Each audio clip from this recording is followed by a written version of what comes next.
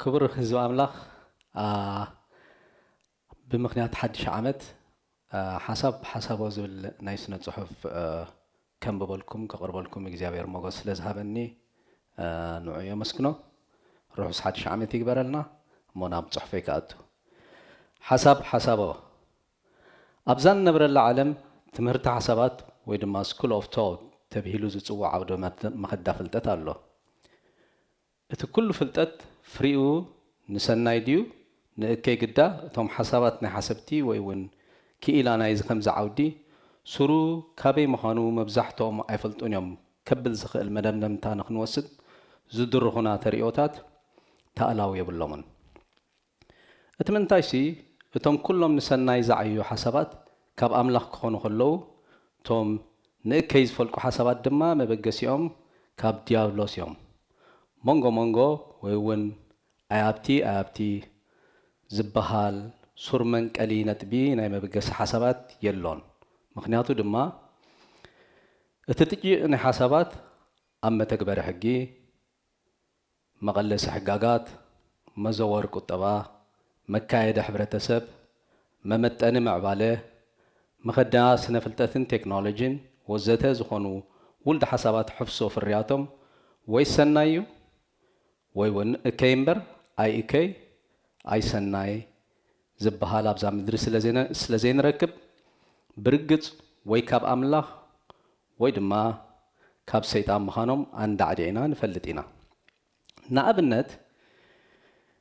እቲ ኣሜሪካውያን ካብቶም ኣቦ ሓሳባት ነይሩ ኢሎም ዝሕበኑሉ ቶማስ ጀፈርሰን ዝተባህለ መበል ሳልሳይ መራሒ ሃገር ኣሜሪካ ዝነበረ ኣብ ሓደ እዋን ነቲ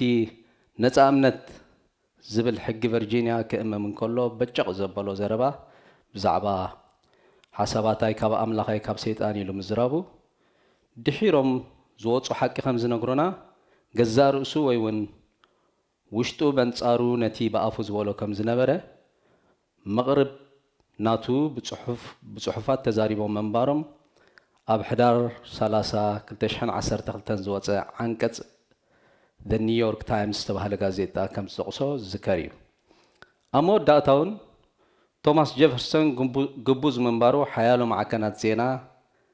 ኤን ኣቃሊዐን ግብዝና ድማ ብመለክዕ ቃል ኣምላኽ ከም ውፅኢት ፍረ ዘይምእዛዝ ወይ እውን ተጻራሪ ኣምላኻዊ ሓሳባት ብምዃኑ ብርግጽ ካብ መንግስቲ ጸልማት ዝተበገሰ ምዃኑ ዘጠራጥር የልቦን በቲ ሓደ ሸነኹ ድማ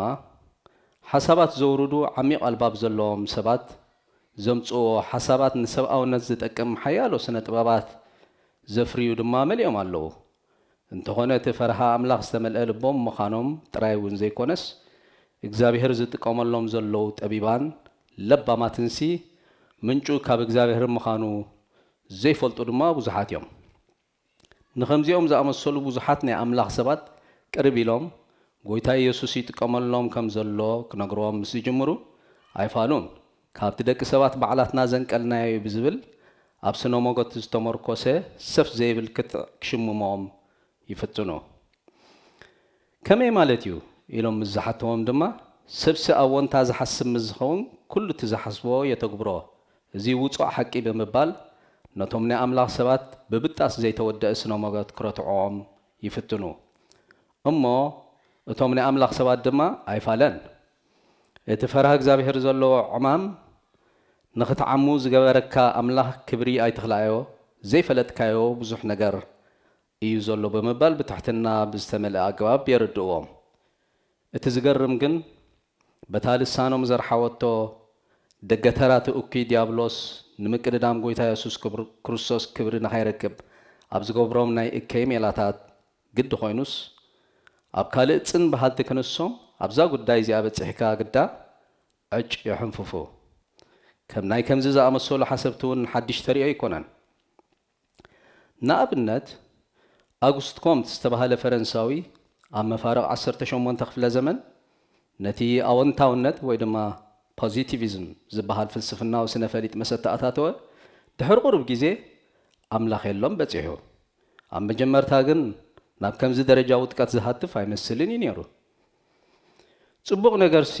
ብጽቡቕ ነገር ብምሕሳብ ጥራይ ስለ ዝመጽእ ወዲ ሰብ ኣተሓሳስብኡ ሰብኣውነት ጥራይ ክኸውን ይግባእ ክብል ደምዲሙ እዩ። እቲ ዝገርም ኣብ ታሪክ ህይወቱ ኣብ 1827 ዓመተ ምህረት በቲ ኣዝዩ ጉኑን ውሩይን ፖንዲዛህ ዝተባህለ ድልድል ወይ እውን ቢንቶ ፈረንሳ ብምዝላል ፈተነ ርእሰ ቅትለት እውን ኣካይዱ እዩ። ኣብ ድሕሪኡ ዘለውን ካብ ኤቴይስት ማለት ኣምላኽ የሎን እምነት የሎን ሓሊፉ ናብ ኤግኖስቲክስ ማለት ምእማን ይኹን ዘይምእማን ቦታ የብሉን በፂሑ። ኣብቲ ናይ መወዳእታ ዘመን እዋን እውን ናይ ሰብኣውነት እምነት ወይ ድማ the religion of humanity ዝብል ትካላት እምነት ንመጀመርታ ግዜ ተኺሉ ኣብ ዓለም ክሳዕዛ ዘለናያ ግዜ ነዚ ኣዝዩ ዝሰሓተ እምነት ሰብ ዝኽተሎ ምስ ብራዚላውያን ሓዊስካ ኣዝዮም ብዙሓት ተኸተልቲ ኣለዎ እሞ እዚ ከምዚ ዝኣመሰለ መወዳእታ ናብ ስሕተት መንገዲ ዝኸይድ ምናልባት ብክልተ ኣገባብ መቒልና ክንሪኦ ይሓይሽ። ወይ ነቲ ምንጪ ናይቲ ሓሳብ ኣምላኽ ዝነበረ ንሰይጣን ደጌኻ ከፊትካ ስለ ዝዓደምካዮ ነገርካ ይጭወይ ወይ እውን እቲ እኩይ መልኣኽ ብርሃን ብምምሳል ሰናይ ብዝመስል መፂኡ ኣብ ኣእምሮ ከምዚ ዝኣመሰሉ ሰባት ካብ መፈለምትኡ እሾኽ ብምዝራእ ንዓለም ብምሉኡ ክርብሻ ልምምዳት ከም ዝኣቱ ይገብር። ይኹን እምበር ናይቲ ልምምዳት ውፅኢት ጥፍኣት ምዃኑ ናይ ብዙሓት ምስክርነት ዘለዎ ጽሑፋት ናይ ዓለምና ቤተ ንባብ ዘቐቢበን ይርከባ። ኣብ ዓድና ማለት ሃገረ ኤርትራ ዓለም ዘይፈለጦቶም ብዙሓት ፈላስፋታት ነይሮምን ኣለውን። ገሊኣቶም እቲ ኣኻይዶኦምን መንነቶምን ወይ ድማ ፐርሶናሊቲ ኣዝዮም ዝምስጡኻ እዮም። ንኣብነት ፀሓፋይ ዝፈልጦ ሓደ ፈላስፋ ኣብ ከባቢ ኣልፎሮማያ ኣሎ። ንኽዛረብ ዓቂሉ እዩ ዝዛረብ። ኣብ ኣኻይዳኻ ወይ እውን ኣብ ወግዒ እንተተቋዲኻዮ ኣዝዩ የቕርበካ እሞ እቲ ንብዙሓት ዝዛረብ ዘይመስሎ ኣፉ ንቓላት ምስ ከፈተ ዝውሕዝ ሓሳባት ዝገርምን ደው ዘይብልን ካብ ምዃኑ ዝተላዕለ ወነኻ ይቕስብ እዩ። መውፅኢት ኣፉ ኩሉ ግዜ ሰብ ምስ ገዛእ ርእሱ ክዕረቕ ኣለዎ እዩ ዝብል። ሓያል ቀባኣይ ስለ ዝኾነ እውን ኩላቶም ናይ ቅብኣ ጥበባቱ ውስጠ ዝኣዊ መልእኽቲ ብዝተራቐቐ ወይ ድማ ኣብስትራክት ብምግባር መልእኽቲ የመሓላልፍ እዩ። ብዙሕ እውን መዋዛ ምስ ቁም ነገር ወይ ጨርቃን ንቁም ነገር ወይ ድማ ብቋንቋ እንግሊዝ ፐርሲቪለጅ ኣምሲሉ እውን መልእኽቲ ይሕልፍ እዩ። ፀሓፋይ ዝክር ኣብ ሓደ እዋን እዚ ፈላስፋ እዚ ንሰብ ሓዳር ብጭርቃን ዝመሃረሉ ግዜ ከም ዝነበረ። ኣብ ዓድና ክጠፍእ ዘሎ ልምምዳት ሓደ ዓብላልትነት ሰብኡት ናብ ኣንስቶም እዩ። ንሓደ ብልፅቲ ሰበይቲ ዘላቶ ሰብ ኣብ ደገ ምስሑ ክበልዕ ምስ ረኣዮ ዓመፃናቱ ምዃኑ ስለ ዝተረድኦ ብትግርኛ ሚትሪንግ ትብል ቃል ትፈልጣ ዶ ትኸውን ክብል ነቲ ሰብ ሓቲትዎ። ሽዑ እቲ ሰብ እውን ሻቡ ኣይፋለይን ኣይፈልጥን እየ ክብል መሊሱሉ። ወዮ ፈላስፋ ድማ ዋላ መትሓዚ ዝተሳእኖ ሰብ እዩ ሚትሪንግ ዝበሃል ኢልዎ እሞ ሕጂ እውን ኣይተረዳእንን ብምባል መለሰሉ። ኣብዛ ዝነግረካ ዛንታ እዝነኻ ፀሊኻ ፅን ብምባል ትሰዕበኒ እሞ ክትበርሃልካ ትኽእል እያ ኢሉ ዛንታ ናይ ሓደ ሰብኣይን ሰበይትን ከም ዝኽብል ኣዘንቲሉ። ሰብኣያ ሚትሪንግ ዝነበረ ሰበይቲ ብውሕልነትን ብክብረትን ዘምፃትሉ ቁርሲ ናይ ዝተጠብሰ እንቋቑሖ ኣንቲ ሰበይቲ ቁርባይ ተሓስብን ዲኺ ኣብ ሲልኪ ኣይተምፅዮን ክብል ንበዓልቲ ቤቱ ኣካሻምሹ ናብ ደጉኡ ፀው ኢሉ ሰበይቱን ደቁን ሓዲጉ ካብ ቤቱ ወፀ። ንፅባሒቱ ወይ እንቋቑሖ ብሲላ መሰምፃትሉ ኣንቲ ሰበይቲ ቁርባይ ተሓስብን ዲኺ ጠቢስኪ ኣይተምፅዮን ብምባል ሕጂ እውን ብድድ ኢሉ ዕዝር ንደጊኡ። ወያ ሰበይቲ ትገብራ ጭንቕ ኢልዋ ምስ ገዛእ ርእሳ መኺራ ኣብ ሳልሰይቲ መዓልቲ ነቲ እንቋቑሖ ፍርቁ ዝበሰለ ፍርቁ ድማ ዝተጠብሰ ጌራ ንሰብኣያ ቀረበትሉ። ሞዮ ሚትሪንግ ሰብኣይ ኣንቲ ሰበይቲ ቁርባይ ተሓስብን ዲኺ ነቲ ዝጥበስ ኣብሲልክዮ ነቲ ዝበስል ድማ ጠቢስክዮ ብምባል ቁርሲ ቤቱ ተሓሲሙ ተዓዝረ ንብለካ ብምባል ቁም ነገር ሓዘል ዛንታ ጭርቃኑ ዛዘመ። ወዮ ሰማዓይ ብቁጥዓ መሲልካ እንታይ ኣምፃእካ ድሕሪ ምባሉ እዩ ኣይፋሉን ምስ ነብስኻ ዳ ተዓረቕ ኢልዎ እሞ ካልእ መዓልቲ ነቲ ሰብ ገዛእ ርእሱ ዓሚቑ ንኽጥምት ዝገበረቶ ጨርቃን ዝተሓወሳ ማዕዳ መግናሕትን ኣብ ምፍዋስ ፀገም ባህርያቱ ኣዝዩ ገዚፍን ዝድነቕን ኣበርክቶ ነይርዎ። ኣብ ዓለም ተበፂሑ ዘሎ ደረጃ ምዕባለ ምፅእ ኢሉ ዱብ ዝበለ ብፅሕና ወይ ዕብየት ከም ዘይኮነ ንኹሉና ርዱእ እዩ። እንታይ ደኣ ውህሉል ፍልጠት ክለስ ሓሳብን ተግባርን ናብ እኩብ ክእለት ወይ ድማ ስኪል ሴትስ ብርኽበት ወይ ድማ ዲስካቨሪ ብምሕዳስ ወይ ድማ ኢኖቬሽን ብምልምማድ ወይ ድማ ፕራክቲስ ብምምሃር ወይ ድማ ለርኒንግ ናቢሉ ናብ ሞያ ወይ ድማ ካሪየር ምስ ተቐየረ ንኹላቶም ጉዳያት ፀገማት እንዳፈታሕካ ክትከይድ እንከለኻ ዝፍጠር ካልኦት ሽግራት ድማ ካልእ ናይ መማራመሪ ዓውድታት ይምስረቱ። ስለዚ ደረጃ ፍልጠትን ምቕያር ፍልጠት ናብ ክእለትን ዘይቋርፅ ዑደት ናብራ ደቂ ሰብ ይኸውን እሞ ዘይቋርፅ ገድሊ ንምፍታሕ ፀገማት ወይ እውን ጉዳያት ይትጉዕዞ። ውህሉል ፍልጠት ኣብ ስነ ፍልጠት ወይ ድማ ሳይንስ እንዳዓበየ ምስ ከደ ናብ ቴክኖሎጂ እንዳተቐየረ ምስ መፀ ኣብ ሓደ እዋን ፍልጠት ኤሌክትሮማግኔቲካዊ ሶሊድ ስቴትን ሰሚኮንዳክተር ዝተባሃለ ዓውደ ፊዚክስ እንዳዓንበቡ ድሕሪ ምምፅኦም ዓብይ ግደ ንኤሌክትሮኒካዊ ምህንድስና ኣበርኪቶም እሞ እዋኑ ኤሌክትሮኒካዊ ብፅሕና ወይ ድማ ኤሌክትሮኒክ ኤጅ ተባሂሉ ይፅዋዕ ነይሩ። ብዙሕ ነገር ከፍርዩ ምስ ጀመሩ ድማ ናይ ሃርድዌር ዝበሃል ንዋት ኣገልገልቲ ክፍላተ ኣናሎግን ምትእትታው ዲጂታልን ሓያል ኣበርክቶ ድሕሪ ምግባሩ ሻቡ ኮምፒተራት ወይ እውን ቀመርቲ ተምሂዘን ብዙሓት ሶፍትዌርን ክፈርዩ ምስ ጀመሩ ናብ ናይ ኮምፒተር ብፅሕና ወይ ድማ ኮምፒውተር ኤጅ ኣርኪብና መምሕያሻት ወይ ድማ ኢኖቬሽን እንዳዓንበበ ድሕሪ ምኻዱ ዝተፈላለዩ ቅዲ ንድፊ ድማ ንዝተፈላለዩ ኣገልግሎት ማካይን ወይ ድማ ሜሽንስ ዘገልግል ናይ ኦብጀክት ኦሪየንትድ ፋንክሽናል ፕሮሲጀራልን ዝብልዎም ፕሮግራሚን ወይ እውን ቋንቋታት ቀመርቲ ድሕሪ መምሃዞም ብፅሕና ሶፍትዌር ወይ ድማ ሶፍትዌር ኤጅ ደበኺልና ጉዕዞ ይቋርፅን እዩ። ኣብ ዘለናይ እዋን ድማ ሰብ ሰርሖ ብልሒ ማካይን ወይ ኣርቲፊሻል ኢንተሊጀንስ ምምሃር ማካይን ሜሽን ለርኒንግ መረዲኢታት ወይ ድማ ዴራ ተመሪሕካ ብምጥቃም ማካይን ከም ዝመሃሩ ምግባር ዝብል በፂሕና ስለ ዘሎና ነዚ ዘለናዮ ዘመን ብፅሕና ምርሒት መረዲኢታት ወይ ድማ ዴታ ድሪቭን ኤጅ ክብሉ ሰሚሞ ስታቲስቲካውን ናይ ፕሮባቢሊቲ ኣልጎሪዝማዊ ትልምታት ቁፅራዊ ቀመርን ዝተፈላለየ ካልእ ዓውዲ ብምጥቃም ዕደና መረዲኢታት ናብ ጠቓሚ ሓበሬታ ወይ ድማ ኢንፎርሜሽን ብምቕያር ናይ ሃውራዊ ተቐያየር መዐቀኒታት ወይ ድማ ራንደም ቫሪያብልስ ብምጥቃም ናይ ቃላትን መረዲኢታትን ዕደና ማለት ዴታ ማይኒንግ ቴክስት ማይኒንግ ጌርካ እቶም ማካይን ነፍሶም ከም ዝምህሩ ምግባር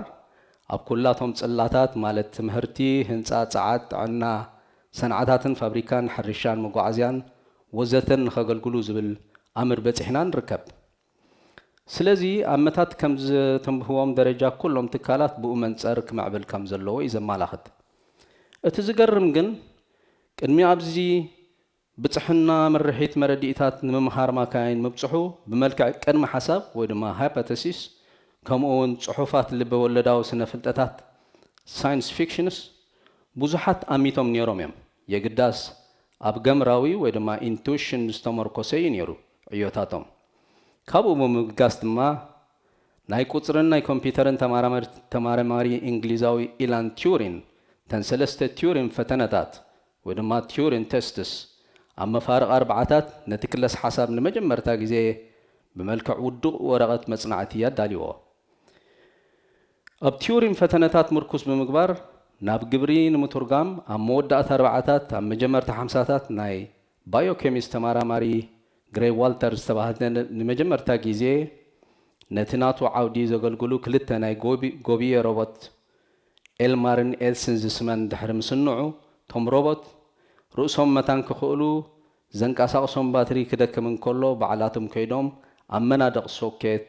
ኤሌክትሪክ ሶኪዖም ነቲ ባትሪ ክመልኡ ገይሩ ብምንባሩ نتتسفاس تنبرلو سب سرحو بالحماكاين نختاتاتو قرم مرتعو كوين اللومي إذا فتنتات تيورين زبهال ناتو أقولقلوت كساب لومي بملكة كابشا مالت completely automated public Turing test to tell computers in human apart زبلوه أوقعوي ويب سايت نايستفال علي تكالات روبوتاي كونكون بمبال وي بهاور استمرصو ألفا نيموريكاوي وي ون مثل سئلي كم مللاي سيمافورو جيروم نحاده حقي سب تملكت كم زلها وي مزجب اتي ويب سايت يلليها انت زيلو كسرق زخيل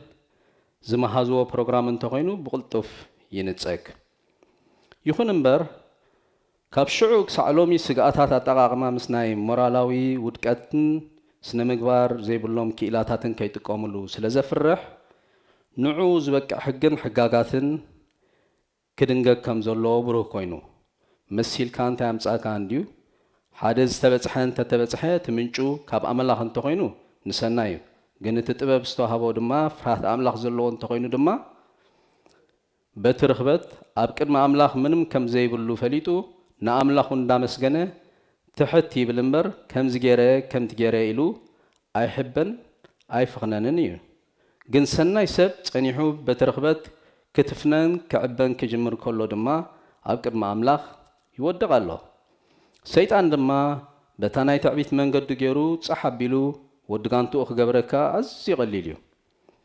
ويون مرالاو بقعد زي بلو سب فرهاتك زابير زد في علو لاقل قال أغاننتي جيرو نتي طبب بمجواي ملأخ برهان تمثيلو كتفق كحرد كحسو زرغرك كمتص كتقاملو سلازخل اوتوماتيك بيقوم نزز فلطوني املاح اغلغلتي ابت من داف حقي تساتافنتهم كعززو ابقد ما املاحن سبن صبق مخونه موتا مس نفسها تعرق تبل اتي ارتراو فلاسفه زوترا حرق ولا زوم ناي عالمنا كيلاتاتن زي فلطوا نغر سنموغتهم بطوس مخانيو بطوس زغبرو دما نسوم نزي زرمسس عالم بمرآي بمدهساسن زمصو سلازخونه عالم كم حنت باكو وي صندوق تحسيبنايا نتنا بتصندوق زلو امو بزرئين بزرمسسن ويون زي الرئين تخوينون باطاتات ناي زرمسس زرئين سلازخونه ريوت عالم وي دما وورلد فيو ابعصو صندوق يو زلوم انتخونه تسرو كابتني حقي زي الرأي بأمنات زبتصح ترايو زدما ريوت منفسو عالم ويدما spiritual view تباهيلو زصواعي كتريوين نايسغاي عين تخازي كونه عين تلبي كخفت الله مخنياتو كله تزرئي كاب زي الرأيو اما صحف قدسنا تنا ابراو صحافي اب معرف 10 حدا فقد سلسته عالم بقال املاح كم استفترت كمون تزرق خاب زي الرئي خمس خونه بأمنة نستوعلو لنا مبالو اتمنفساو عالم بسوطم أمنة كريستوس ترايس لازبت صحيو حواريا باولوس ون ناب كلاي ملأختو ناب سب كورنثوس سب ربعي معرف فقدي 18 تزرقي نيجيزيو مخانو تزرقي دما زلالما مخانو انصيرو تزاريبلو سلازي اذا صندوق نيجيزيا تمابتا صندوق زلو كوصو انت خوينم زموت منفسهم مجمرتا كولت يقبا مونت مجمرتان مودعتان زي بلو فتاري اغزابير بخرسوس ابيلو مستولدو تمنفساو عالم يبرهالو نمولات دما كم تابتن بيت إسياس 24 قداماي قرنطوس معرف حدا خب 10 جعتك سب 21 مستوعالتن تبت أبيبان كم زتفهمو بسبكة عشنة قويتها تقبل زلكا حجيا كاب صندوق موسى نخلاتهم حسابو خون اللهم دما نصلي دحري بخريستوس مولاد فرمنفس قدوس كتفري سلت جمر تاب عالم من كلها مس نفسها تعرقت بالحرق هدئ بلمو اب هيوت كفتت اي تفتر مخانا قرم جرا تبرحلكا جنزون كابت زي ودأت عقست املاخ نختكافلو وي دما امبارت بغد سالك على املاخ تكبر منفس كتملا بصلوت مس املاخ تزارارب مو كابتن فرمنفس قدوس هدأت بحال تفري مغنياتو دما ناوشت سبكان نايدقخان اب حدث لازموصو ام ميزان ويون هدأت ويون يونيفورم غعزو هيوت يلوكا انت زيلو فللي فتاري طباب سب عمر أزيو حتصير كخون كله طبعا أملاخ جنا زل ما يتسلو زخونت بيجيزي ختعك أن يكون كتغير أي كائن تراي زي كونس كبتصحن كفلتن ون من نجرنا مفلت من تصر يبلنا مو طبعا بسبب تعجز استسرته زي كونس أمت ما مستسرته سلزخونه أزيو حتصير عمر سلزلوا شابو متصممنا كم نتاقي مستفنجره تابع العدد استتقسنا قاع كفتر بقد سلزخون باقو أبقى الأملاخ زتو كلفو سجركا انت زي تعري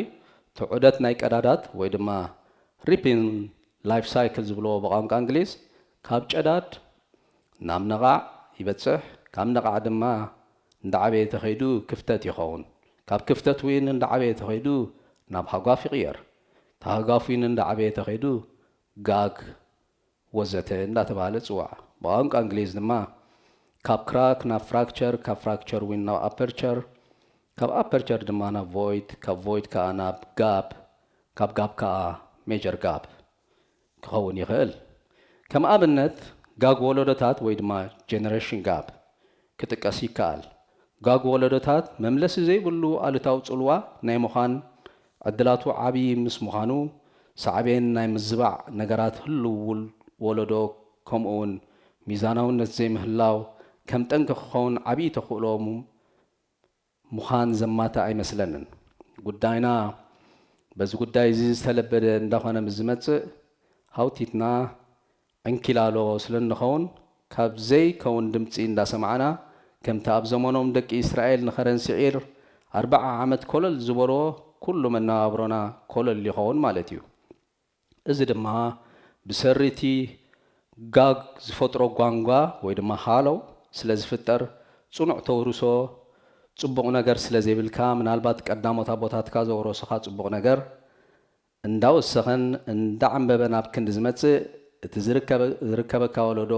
ዝቕበሎ ውርሻኻ ወይ ድማ ሌጋሲ እንዳቆንቆነ ወይ ድማ ዲኬይ ምስ ምዃኑ ነቲ መስኪን ዝመጽእ ወለዶ ኣብ ቃቆራ ምእታዊ ዝኸውን ነገሩ تامو داتا زي بالله تعجز تأمله بفقره كن لبسامس جمرنا بزحت فر منفس قدوس يولدين نابنت نفسها مكتا تولد ما كل موسانيتات كأب سمعت استمركوس يكونن دخانو مخنياتو بنفسها مكتا أبيلكا سمعتات كأبوت عندها اللوك تقاط أطرو زخل تسجع سلا تعجز تأمله سلزل لبكا جن مجمرتا قبل عالك تولد جن بجد نايك قدام النتات قدام النتيو مخنياتو دما نامي جمرتا طبب فرحت እግዚአብሔር ያ ዚያ ድማ ቅድስና ስለተምጻልካ ነታ ዘይትውዳእ ትዕግስቲ ካብ ላዕሊ ተወሊድካ ምስ ለበስካያ ትመጽእ ባህሪ ኣምላኽ ያ ካልእ እውን ህድኣት ሳላ ትዕግስቲ ኣምላኽ ኣባኻ እንዳዓዘዘ ስለትመጽእ ዋላ ኣብ ድኻም ይኹን ኣብ ብርታዕ ወይ እውን ዋላ ኣብ ርካብ ይኹን ዘይምህላው ስጡም ይኸውን ኣናባብራኻ ስለዚ ህድኣት ከምቲ ሰብ مزحل تمسلو أيكونتن أبقى زهيوت إجزابير زحلات يكون هو خد كون فقادو أيكونن تايدا إلنا مسنا حتت هو دقات كون يزد لنا كم مالتيو نزبل حتى دما بحد عينة هرمت كعزها هتكتسل مالت سمعيتك أبدستا مزلو أمنا كتنهر كتحزن كلها دما هتكازن ويكتجنق كلها دما هتقدل مالت أيكونن أب كل عينة عالماو مكيارات حنت عينة سمعت بحري وسانة أكايدانا براهيوت كله كمالتيو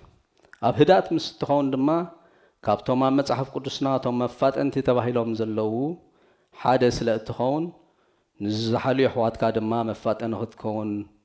موغوس أملاخ أباها بملأت سلزهلو نسقا كرسوس مالت بيت أملاخ عبي برختيقات خون يقداس تعجستن عقلن كبهري نخنورس كبر أملاخ أبانا كعزز دما اللو بخومي وهواري باولوس أما متصحف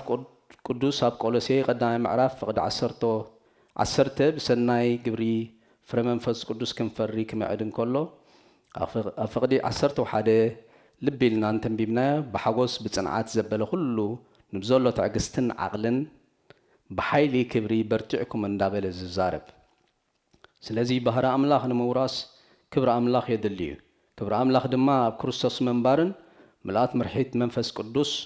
ምሳና ክህሉን ከሎ ማለት ስለ ዝኾነ እቲ ቃል እንታይ ይብል ለይትን መዓልትን ከነስተንትን ይግባእ መጽሓፍ ቅዱስ ብነገራት ኩንኩርመይ ዘይኮነስ ብዘየባቱ ጸሎት ርክብ ምስ እግዚአብሔር ቃል ሓቂ ብምስትንታን ብጎይታ ኢየሱስ ብምንባርን ጉዕዞ ክንቅጽል ጽቂቱ ዝዛረብ ስለዚ ንህድኣት ብመንጽር ፍጥነት ጌርና እንተሪእናያ እቲ ፍጥነት ናይ ጉዕዞ ህይወት ሱጡም ፍጥነት ወይ ድማ ዩኒፎርም ስፒድ ምስ ዝኸውን ኣብ ህድኣት ኣለኻ ኣይትቕየርን ኢኻ ወይ ድማ ቢንግ ስቲል ማለት እዩ ብቐሊሉ ህድኣት ከነርድእ ተሽከርከርቲ ወይ ድማ መኻይን ምስ እንወስድ እሞ ንበል መስተውዓልቲ መራሕቲ ተሽከርከርቲ ምስ ዘጓንፉና ሙሕጊ ትራፊክ ሓልዮም ብሓደ ዓይነት ህርመስ ንዝኣልይዎን ነታ መኪንኦም እንዳኸደት ከማን ትኸይድ ከም ዘላ ካይተፈለጠካ እዩ ትጉዕዞ ዝፍጸም ንኩነታት ጥዕና ናይታ ትጓዓዝ ዘላ ተሽከርካሪት ድማ ኣዝዩ ስጡምን ዘተኣማምንን እዩ ዝኸውን ንኣብነት ናይ ጽሑፍ መሕበሪ ሕጊ ትራፊክ እንተበዝሐ 60 ማይልስ ኣብ ሰዓት ኢኻ ክትከይድ ዝግባእ እንተይሉካ እሞ ኣላይታ ትጓዓዝ ዘላ ተሽከርካሪት ኮንካ ካብ 60 ማይልስ ኣብ ሰዓት ብዘይበዝሕ ሕጊ ተማእዚዝካ ግን ኣብ ሓደ ዓይነት ህርመት ንበል 55 ማይልስ ከይ ቀየርካ እንተመሪሕካያ እታ ተሽከርካሪት ካይተረፈ ፍስሓ ይስማዕ እዩ ተሳፈርቲ ድማ ትጉዕዞ ብህድኣት ስለ ዝኸድዎ ምንም ካይተፈለጦም ኣብ ማዕልቦም ይበጽሑ ስለዚ ኣብ ጉዕዞ ህይወት ድማ ህድእ ዝበልካ እንተኾንካ እግዚኣብሔር ንኸተስተውዕል ዝዓግተካ ምንም የሎን ሳላታ ናይ ህድኣት ጸጋ እዩ እዚ ነገር እዚ ዝኸውን ዘሎ እሞ ኣስተውዒልናሉስ በዚ ነገር እዚ ኣመስጊና ደኾን ንኸውን እስከ ነፍሳትና ንፈትሽ ብኸምኡ ድማ እዩ ቃል ሓቂ ኣብ መዝሙረ ዳዊት 46:10 ህድእ በሉ እሞ ኣነ ኣምላኽ ምዃነይ ኣስተውህሉ ኣብ ማእከል ኣሕዛብ ልዕል ክብል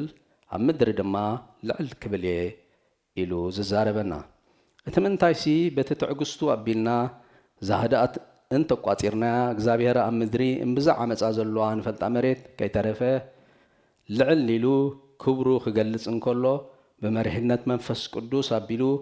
የዒንቲ ልቦናና ገላሊሁ ዶባት ኣልባብና ወይ ድማ ኢማጂኔሽንስ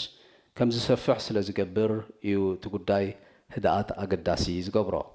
ስለዚ ህድኣት ዘይትቕየር ፍጥነት ወይ ድማ ኮንስታንት ስፒድ ዘለዋ ፍረ መንፈስ ቅዱስ እያ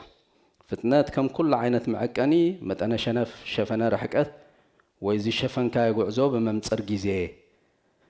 ብሕፅር ዝበለ ክንደይ ዝኣክል ርሕቀት ኣብ ክንደይ ግዜ ሸፊንካ ዝብል መጠነ መዐቀኒ ኮይኑ ንባዕሉ ፍጥነት ብግዜ ክምጠን ምስ ዝጅምር ድማ ሕና ወይ ድማ ኣክሰለሬሽን ዝበሃል መጠነ መዐቀኒ ይህልወና የግዳስ እቲ ተመቃሊ ናይ ዝምጡንነት ማለት ግዜ እንተንኢሱ ወይ ድማ ብኻልእ ኣዘራርባ ኣብ ሓፂር ግዜ ፍጥነት ምዝሽፈን ሓኒንካ ወይ ድማ ኣክሰለሬትድ ይበሃል ብግልባጡ ድማ ኣብ ነዊሕ ግዜ ውሕድ ፍጥነት እንተኸይድካ ድማ ዛሕቲልካ ወይ ዲሰለሬትድ ይበሃል ክልቲኣቶም ድማ ኣይጽቡቓትን እዮም ኣብ ጉዕዞ ስለዚ እቲ ዘዋፅእ ካብ ክልቲኦም ወፃኢ እዩ እዚ ማለት ብባዶ ሕና ዝኽየድ ፍጥነት ማለት ሓደ ዓይነት ፍጥነት እዩ ነቶም ብኣልጀብራ ዝርዳእኩም መበገሲ ፍጥነትን ናይ ማዕልቦ ፍጥነትን ሓደ እንተኾይኖም ተጓዳዲሎም ባዶ ስለ ዝኾኑ ሕና ዝበሃል የብልናን ነቶም ብካልኪላስ ክርዳእኩም ዝኽእል ድማ ሓደ ዓይነት ህርመት ፍጥነት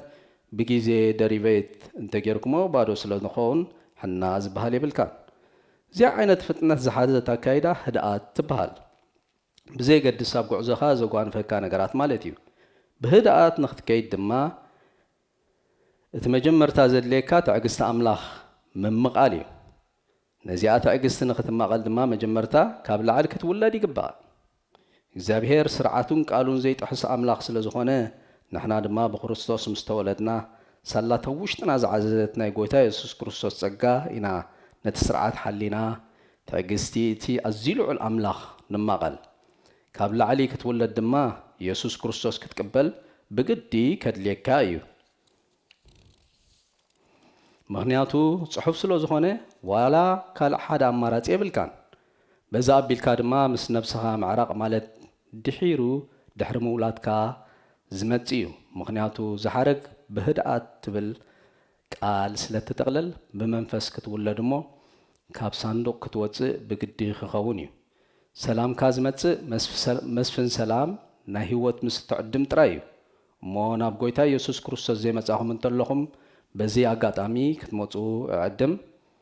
ኣብ ኢሳያስ 32 ፍቕዲ 17 ግብሪ ጽድቅስ ሰላም ፍረ ጽድቂ እውን ህድኣትን ድሓንን ንዘለዓለም ክኸውን እዩ ዝብል እሞ